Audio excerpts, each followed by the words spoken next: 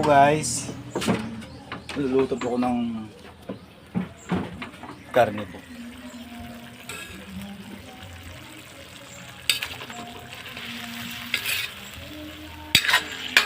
Para ulamin nila ni tatay.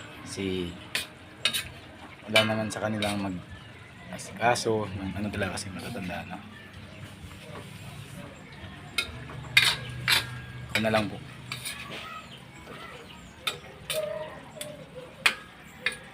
Binisa ko muna siya, tapos maya maya lagyan ko na rin doon ng tubig kunti para may sabaw naman din yung mga matatanda.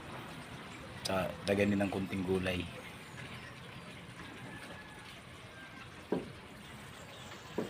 Ito guys, bali sinabaw na karne ko. Ito yung may ulam ako kasi nagluluto sa kanila kasi tatanda na mga yun. Tayo pa nga nila matanda na, tayo bata pa, dapat sila ang pagsilbihan naman.